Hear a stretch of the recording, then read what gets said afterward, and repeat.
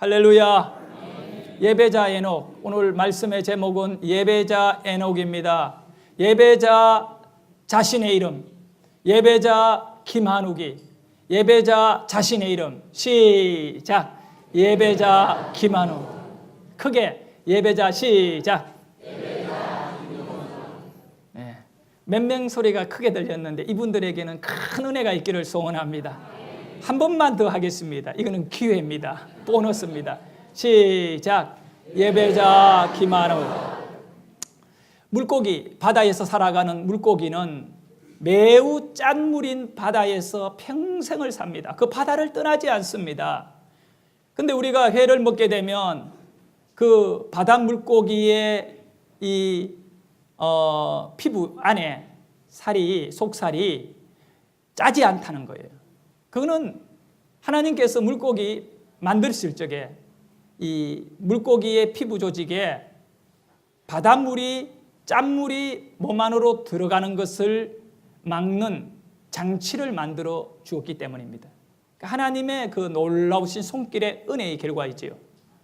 그런데 죽은 물고기는 이 물속에다가 오래 두면 속살까지 짜져요.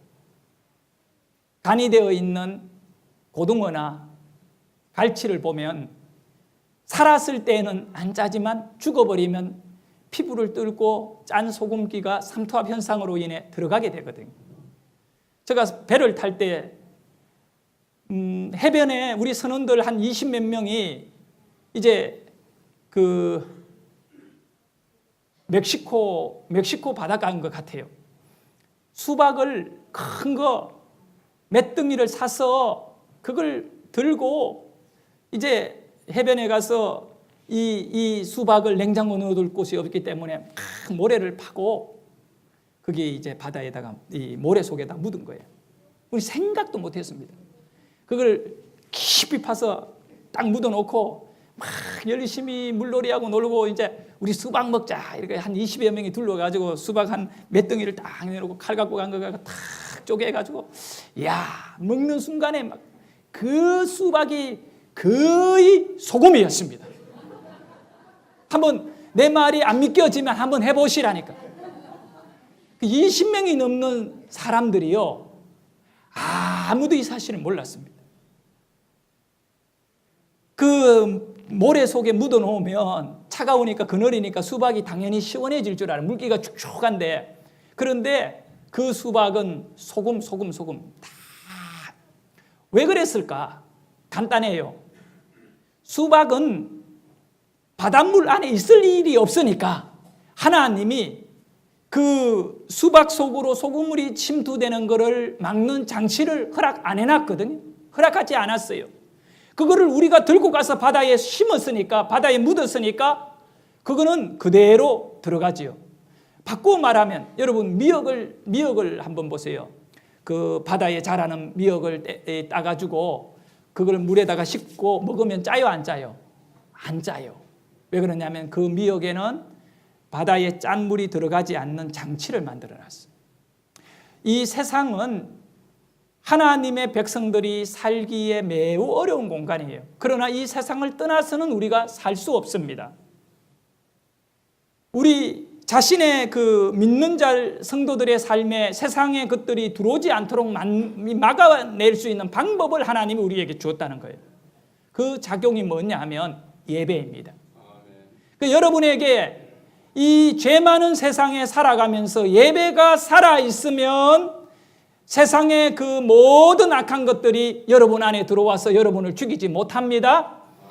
하지만 여러분의 예배가 죽어 있으면, 예배가 폐하여 있고 예배가 무너지게 되고 예배가 허물어지게 되면 세상의 모든 것들이 욕심과 욕망과 정욕과 이 악한 것들이 여러분의 삶에 들어와서 여러분을 다 망하게 만들 것을 의심하지 않아야 합니다. 그래서 오늘 여러분들은 예배를 살려야 합니다. 여러분 안에 예배가 살아있어야 돼요. 구약에 나오는 에녹이라는 사람은 하나님과 동행한 인물이었다는 거예요. 하나님과 동행이라는 것은 오늘 우리에게 예배가 살아있다는 말과 똑같은 것이죠. 히브리서 11장 5절 오늘 본문의 말씀을 다시 한번 크게 읽어보도록 합니다. 믿음으로 에녹은 죽음을 보지 않고 옮겨졌으니 그는 옮겨지기 전에 하나님을 기쁘시게 하는 자라는 증거를 받았느니라. 아멘. 두 가지를 생각해 보려고 합니다. 하나님을 기쁘시게 하는 삶은 예배입니다. 자, 크게 따라 합시다. 하나님을 기쁘시게 하는 삶은 예배입니다. 예. 여러분, 하나님을 기쁘시게 해야 돼요. 그 하나님을 기쁘시게 하려고 하면 예배가 여러분에게 온전히 이루어져야 하는 거예요. 예배 없는 기독교인의 삶은 가짜인 거예요. 예배가 얼마나 중요한지 모릅니다.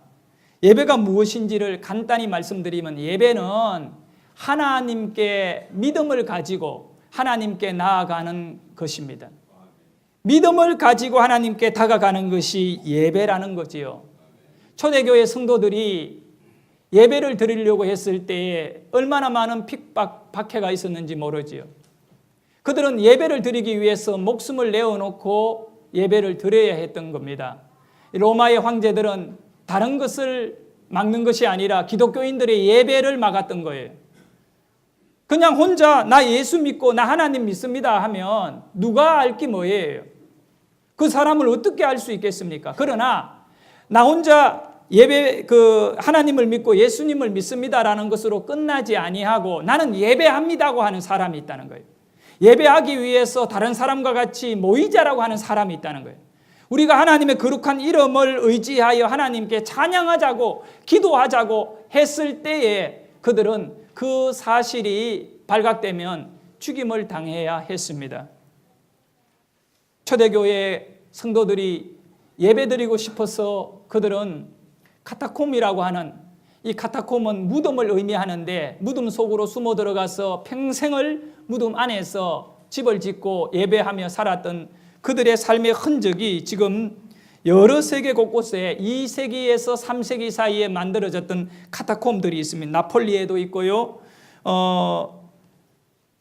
시라쿠스, 몰타, 아프리카 지역과 그 다음에 터키, 소아시아 지역에 이 카타콤은 한두 개가 아닙니다. 이 모든 카타콤 안에, 지금 이것은 카타콤 안에 있는 무덤들이, 성도가 죽으면 이 카타콤 안에 이런 무덤들을 통하여 다, 그러니까 태어나서 죽는 날까지 카타콤 안에서 그들은 그곳에서 신앙을 지키기 위해 생활했던 거죠.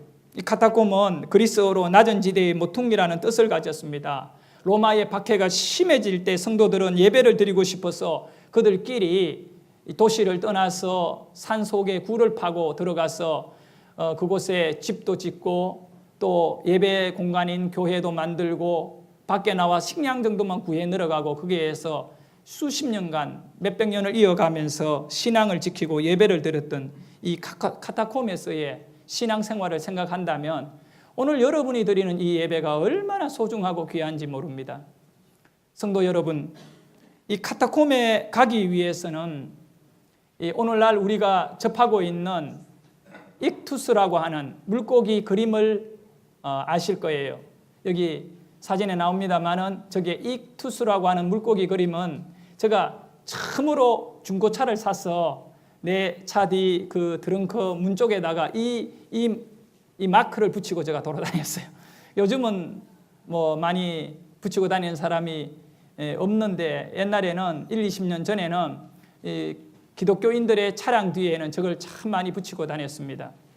초대교회의 상징은 여러분 십자가 아니에요. 저 익투스였어요.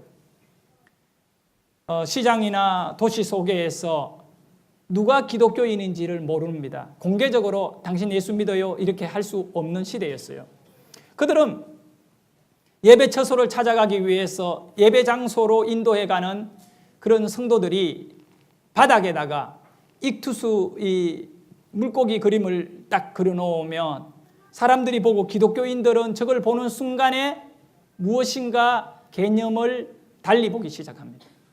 저 익투스라고 하는 말의 의미는 5가지의 이 글자로 이루어져 있는데 한자 한자의 뜻이 다 달라요.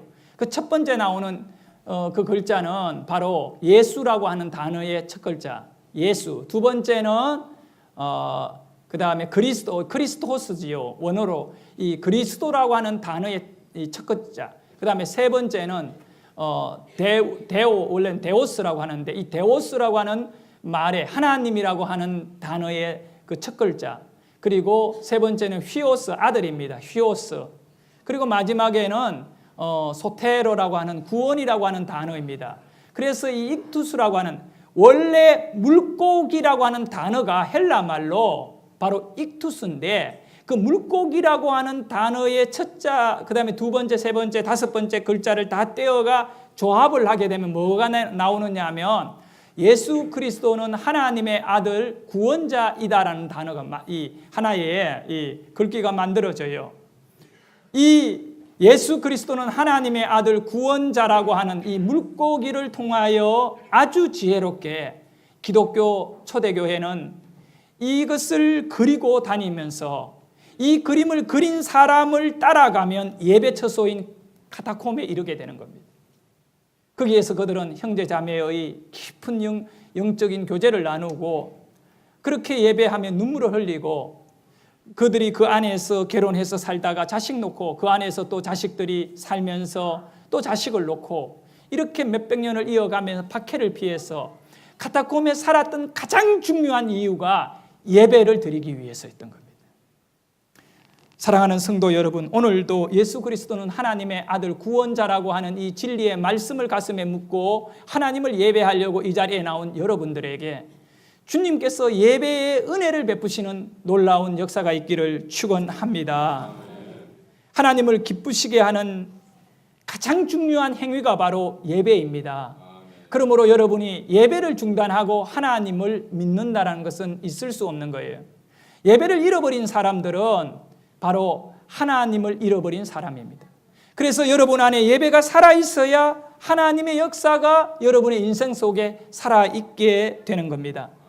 이 예배가 얼마나 중요하냐면 예수님께서 누가복음 18장 8절에 말씀하시기를 인자가 올 때에 세상에서 믿음을 보겠느냐. 그러면 우리 성도들의 믿음은 무슨 믿음이냐면 예배하는 믿음을 말하는 거예요. 기도하는 믿음을 마지막 이 심판의 때에 이제 예수님이 재림하여 인자가 온다라는 거예요. 주님이 다시 오셨을 때에 예배를 제대로 드리고 있는 성도를 보겠느냐라고 말씀하고 있어요. 그래서 이 18장 7절의 말씀을 보면 잘 나타나 있죠. 우리 같이 한번 읽어볼까요? 하물며 하나님께서 그 밤낮 부르짖는 택하신 자들의 원한을 풀어주지 아니하겠느냐? 그들에게 오래 참으시겠느냐? 하나님께서 그 밤낮 부르짖는 택하신 자들, 택한 예배의 부름을 받은 자들의 그 기도를 여러분이 찬양하고 기도하고 밤낮으로 예배를 사모하며 그렇게 하나님께 나오는 자들을 듣지 않겠느냐 이거예요. 마지막 누가복음 18장 8절의 말씀과 같이 인자가 올 때에 믿음을 가진 자를 보겠느냐, 인자가 왔을 때 예배를 제대로 드리는 자를 보겠느냐라는 이 말씀. 여러분이 예배를 드리고 있다면 그 어떤 일이 일어나도 여러분에게는 하나님으로 말미암는 놀라운 주께서 우리의 방패가 되어주시고 주께서 우리의 산성이 되어주시며 주는 여러분을 보호하는 자가 되는 줄 믿습니다.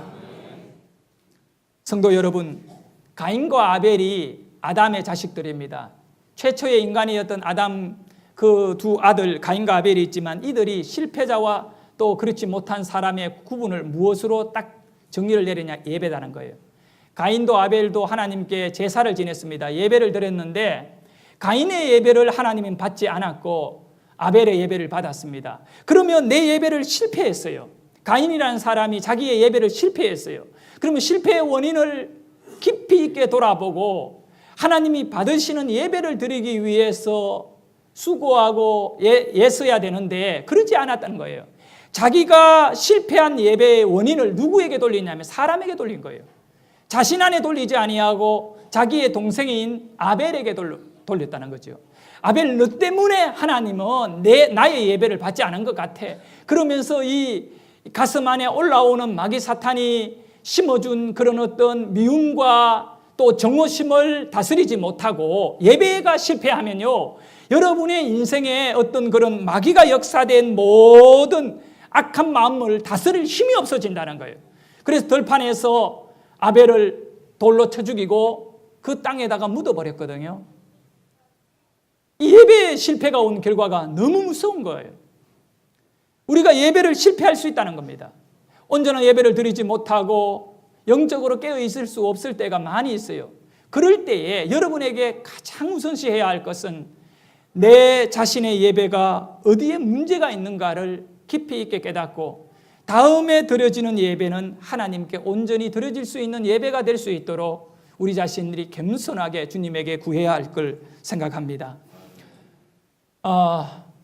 이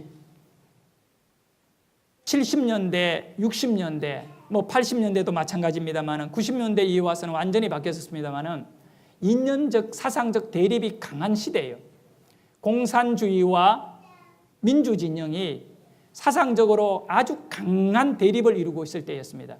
그때 우리나라에 이삭이라고 하는 목사님이 모퉁이들 선교회라는 것을 만들고 공산권의 복음화를 위해 가지고 완전히 헌신했습니다. 이분은 당시에 그 김일성 그리고 김정일까지 이어지겠습니다만은 암살 대상 1호입니다. 그렇기 때문에 이분은 교회 다님에 특강 전혀 하지 않습니다. 정말 북한 속에요. 이런 어떤 중국 쪽에서 복음을 가진 사람을 이렇게 들어보내가지고 그 북한 안에 교회를 만들어내는 일에, 물론 우리나라에 이렇게 대단한 정보기관들도 있지만 이런 기관과 상관없이 신앙심으로 그는 모퉁이들 선교회를 만들어서 북한에 얼마나 영적으로 영향을 끼쳤는지 몰라요. 지금은 나이가 좀 드셨어, 할아버지가 되셨는데 이분이 그 신학교 다닐 때 우리 신학생들에게 있어가지고 북한 선교 그러면 모퉁이들 선교회, 그 다음에 이상 목사, 이거는 제 1번이었습니다. 이분은 북한 이야기를 실제적으로 얼마나 많은 간정들을 소개한지 몰라요. 모퉁이들 선교회 소식지를 통해서. 그 소식지에 나와 있는 내용이거든요. 1980년대 말에 이상 목사님이 구소련 지역에 방문하게 되는 겁니다. 근데 그 은밀하게 예배를 드리고 있는 현장에 갈 수 있는 이 기회가 있어서 그 현장에 방문했는데 너무 놀라운 장면을 보게 된 거지요. 수십 명이 모여서 이 공산당의 그 감시 속에 감시를 피해서 예배를 드리는데 예배 시간이 되기 한참 전에 이미 그들은 다 모여와서 성경 통독을 하고 있더라는 겁니다. 오랫동안 예배 드리기 전에 하나님의 말씀인 이 성경을 거기 있는 모든 이렇게 성도들이 이 말씀을 같이 읽고 있더래요. 그런데 우리가 성경을 읽으면 그냥 읽잖아요. 그러지 않더래요. 성경을 읽으며 모든 교인들이 통곡을 하며 눈물을 흘리며 성경을 읽는 거예요. 과연 그들이 눈물이 너무 많이 나서 글씨가 보이지 않을 정도로 울면서 성경을 읽더라는, 그걸 바라보던 목사님은 참 이 감정에 참 큰 감동을 받은 것 같아요. 그리고 이제 예배 시간이 되어 예배를 시작하는데 찬양 때 또 기도 시간에 말씀을 듣는 설교 시간에 1시간이 넘는 예배 시간 내내 우는 거예요. 그리고 이제 목사님이 축도를 하고 예배를 다 끝난 다음에 이제 각자의 삶으로 돌아가게 되는데 너무 궁금해가지고 이런 예배를 본 적이 없는 이상 목사님은 거기에 있는 이 안내하는 성도님에게 물어보았던 겁니다. 어떻게 참 성경을 이렇게 읽을 때부터, 통독할 때부터 울고, 그리고 그것이 오래 지나서 이제 예배가 시작된 찬양 때, 기도 때, 설교 시간에 내내 울고 있느냐?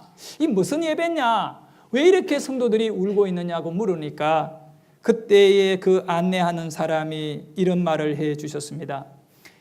이 세상에서 드리는 마지막 예배가 될지 모르기 때문에 라고 대답했던 거예요. 그들은 그곳에서 드리는 예배가 이 세상에서의 마지막 예배가 될지 모르요. 이어지는 얘기는 그들 가운데 20년, 30년 전에 예배를 드리다가 KGB에 의해 잡혀간 사람들이 아직도 돌아오지 않고 있다는 거예요.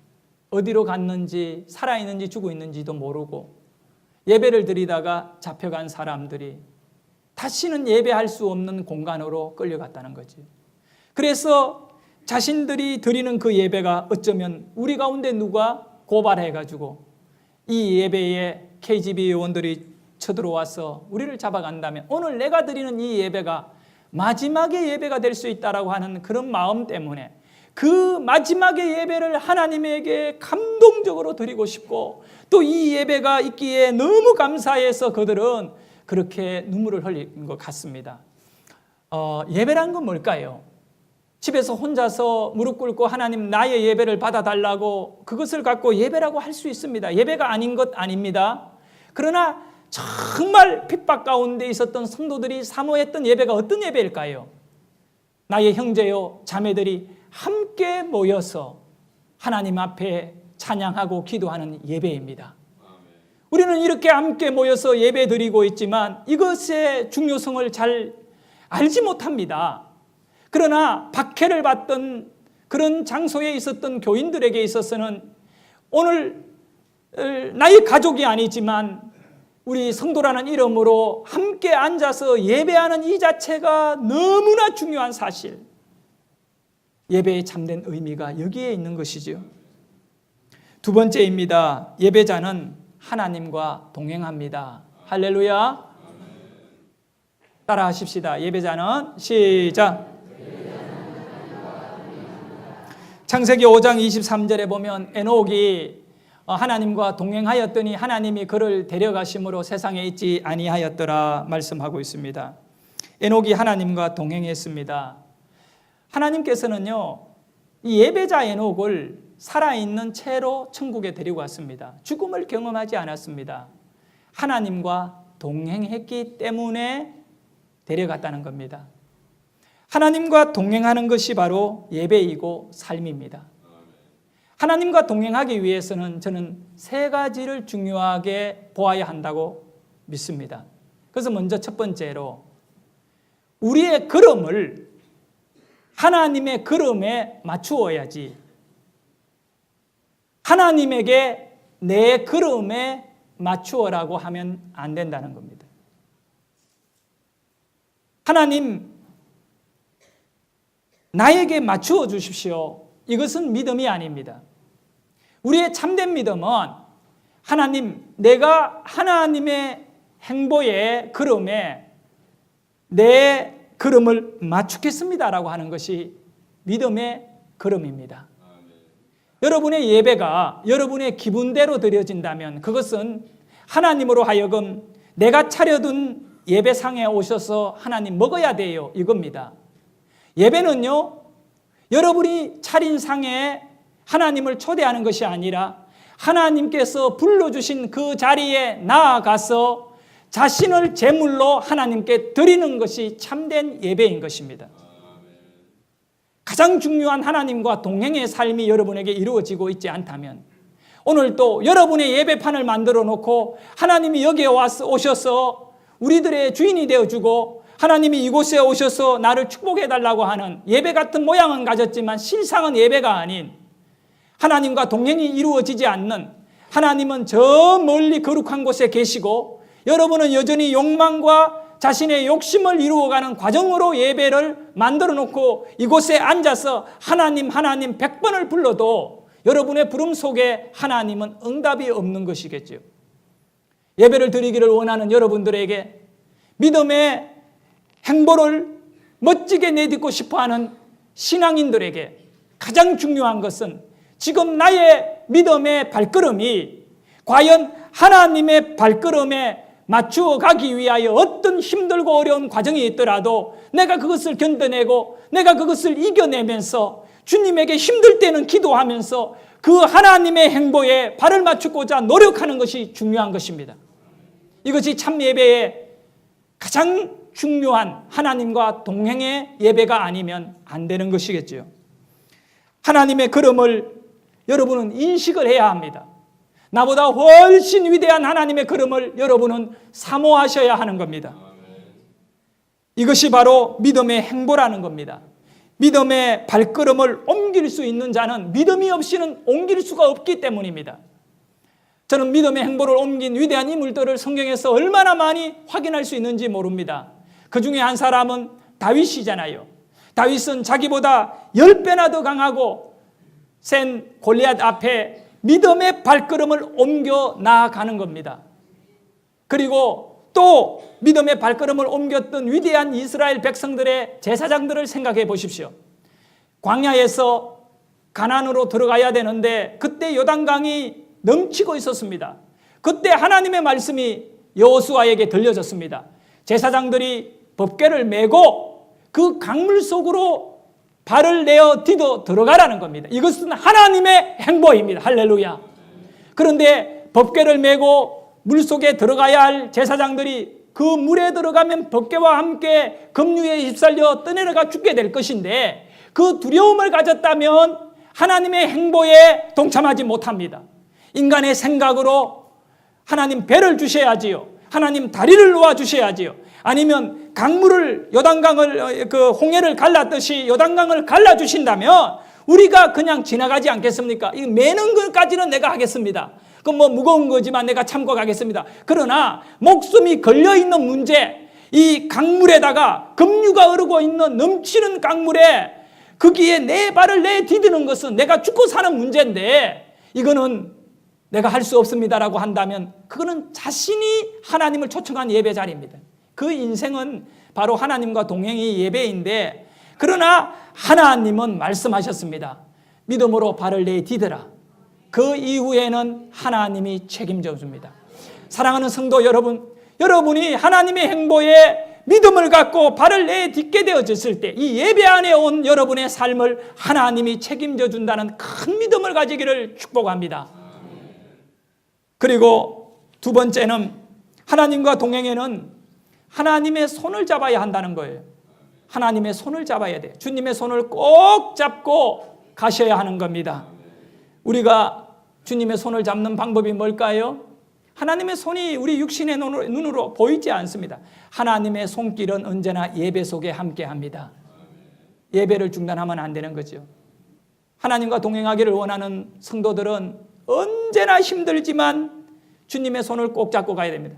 사실요, 편안한 길을 갈 때에는 뭐 그렇게 누구의 손을 잡고 가는 것이 불편할 수 있어요. 그렇지만 언제 함정이 있을지 모르는 위험한 길에는 어른의 손을 꼭 잡는 아이가 사고가 나지 않아요. 우리 인생의 길이란 결코 편안한 길이 아니거든요. 편안하다고 생각하면 그것은 착각한 거지요. 힘들고 어려운 이 인생의 길을 예배가 바로 여러분을 잡아주는 하나님의 손길입니다. 여러분의 예배가 만약에 중단되어졌거나 예배가 은혜롭지 못한다면 그 손이 하나님의 손길이 나와 자꾸 멀어지고 있다는 것을 알아야 됩니다. 그래서 예배를 사모하셔야 돼요. 주님의 손길을 사모하고 그분의 손에 붙잡혀 살기를 간구하기를 바랍니다. 시편 18편 16절에 보면 다윗은 이런 고백을 하고 있습니다. 같이 읽겠습니다. 그가 높은 곳에서 손을 펴사 나를 붙잡아 주시며 많은 물에서 나를 건지셨도다. 아멘. 세 번째는 하나님과 동행에 대한 세 번째입니다. 그것은 바로 누군가와 같이 함께 동행하기를 원한다면 그와 걸음을 맞추는 것은 가장 중요한 거잖아요. 걸음을 맞추어야 돼요. 그리고 두 번째는 손을 잡고 가면 참 좋겠지요. 예? 손을 잡고 한번 걸어보세요. 얼마나 좋은지 몰라요. 손을 잘 잡아야 돼요. 아무나 하고 잡으면 큰일 나요. 손을 잘 잡고 함께 걸으며 얘기를 해보십시오. 저는 저희 그 집사람하고 손잡고 잘 걷지를 않아요. 이게 마음이 그 뭡니까? 이 좀 뭔가 마음이 뭐 그런 분이 있잖아요. 알뜰한 분들은 막 부인 손을 잡고도 연세가 들어도 차 걷는데 나 기도의 제목이에요. 나도 우리 집사람하고 길을 갈 때 이래 손을 잡고 갈 수 있는 그런 마음이 돼야 되는데 창피스럽게 어떻게 손을 잡나?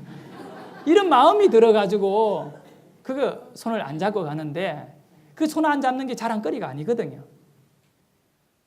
그러다 보니까 언제나 우리 집사람 앞에 가거나 아니면 내가 앞서거나 왜냐하면 손을 안 잡으니까 가능하면 손을 잡아야 돼.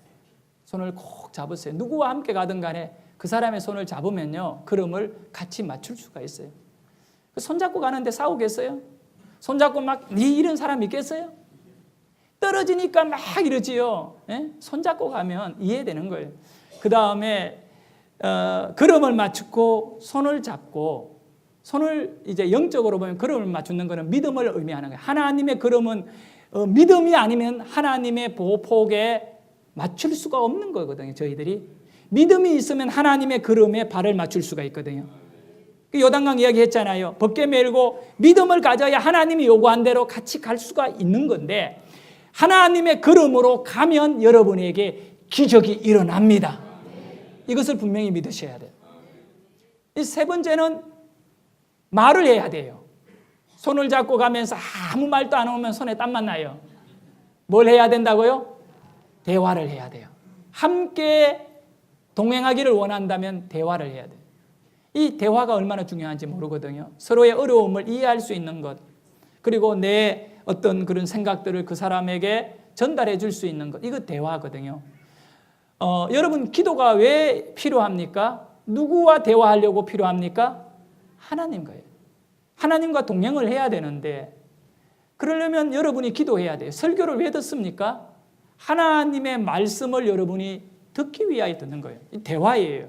그리고 여러분이 하나님께 기도를 하는 것 아니겠어요? 이런 일들로 인하여 여러분은 하나님과 대화를 하게 되는 것입니다. 만약에 여러분들에게 하나님과의 대화가 중단되었다면 이거는 하나님과 자꾸 멀어질 수밖에 없는 이유들이 여러분 안에 갖추어지는 것이요. 성도 여러분, 이렇게 하나님과 동행했던 에녹이라는 사람은 성경 속에 창세기에 보면 나와 있습니다. 5장에 보면 그가 하나님과 동행했다 말하면서 그의 한 일을 딱 한 절로 표현하고 있습니다. 에녹은 무슨 일을 했기에 하나님과 동행했는가? 창세기 5장 22절에 이런 말씀이 있어요. 우리 읽어보도록 합니다. 무드셀라를 낳은 후 300년을 하나님과 동행하며 자녀를 낳았습니다. 저는 이 말씀을 보면서 참 하나님과 동행했고 하나님이 그를 천국에까지 그대로 살아있는 채로 데려간 사람이면 뭔가 거창한 일을 한 그런 위대한 인물인 줄 알았어요. 근데 성경에는 에녹이라는 사람에 대하여 기록을 남기며 신약에 한 곳, 구약에 한 곳을 남기고 있는데, 신약에는 히브리서 11장에 그는 믿음의 사람이었다는 걸 남기고, 이 창세기 5장 22절에서는 뭐라고 하느냐 하면 아이를 낳았다라는 내용을 남기고 있어요. 하나님과 동행하는 것이 애 낳는 거예요. 거창한 삶으로 이해하면 안 됩니다, 여러분. 하나님과 동행하기 위해서 세상 친구들 그리고 가족들 다 멀리하고 산속에 들어가서 금식하며 성경만 펴놓고 기도하며 그렇게 엎드려 있는 것이 하나님과 동행이라고 착각하지 마십시오. 여러분, 살아가는 가정 속에서, 직장 속에서, 교회 속에서 하나님을 예배한다면 여러분의 삶이 바로 하나님과 동행인 겁니다. 에녹은 자식을 머두셀라 놓고 몇백 년 동안 자식 낳으면서 살았는 것이 하나님과 동행이었던 거예요. 에녹이 어떻게 해서 천국에 살아있는 채로 하나님이 데려갔을까? 이유가 뭘까? 간단한 겁니다. 여기에 아주 중요한 의미가 여러분에게 던져질 수 있는 거지요. 에녹은 살아있는 채로 천국에 간 이유가 여러분과 달랐다는 거예요. 우리들은 천국에 앞으로 누릴 삶과 이 땅의 삶이 다른 겁니다. 에녹에 있어가지고는 다르지 않았다는 겁니다. 에녹은 이 땅에서 살아가던 에녹의 삶이 누구와 동행했기 때문에? 하나님과 동행했기 때문에 천국은 누구와 함께하는 곳이에요? 하나님과 함께하는 곳이에요. 에녹의 삶은 최소한 이 땅에서도 살면서 천국과 같은 삶을 살았다는 거예요. 이런 사람은 하나님께서 귀하게 여기신다는 거예요. 여러분이 오늘 이 땅을 살아가면서 앞으로 들어가야 될 천국과 너무나 차이가 있는 삶을 살면 안 됩니다. 내 하고 싶은 대로 죄를 짓고 살면 안 된다는 거예요. 이것을 절제하고 하나님과 동행하고 싶은 그 마음 때문에 내 행보를 절제하지 않으면 안 되는 겁니다. 내 걸음을 멈추고 하나님의 걸음으로 내 삶을 맞추어 갈 때 여러분이 점점 천국의 삶을 이 땅에서 살게 되는 거지요. 그렇게 될 때 하나님께서는 여러분을 귀하게 여기시고 바로 이 땅의 천국을 누리고 있는 여러분들에게는 진정한 하나님과의 동행이 이루어지는 거지요. 우리 같이 이 시간 마음을 모아 찬양을 하기를 원합니다. 아무도 예배하지 않는 그곳에서 주를 예배하는 자가 되기를 원하고, 아무도 꿈을 꾸지 않는 그런 곳에서 하나님을 꿈꾸며 살아갈 수 있는 그런 귀한 인물들이 될 수 있기를 바라면서 찬양, 아무도 예배하지 않는 그곳에서 함께 찬양하기를 원합니다.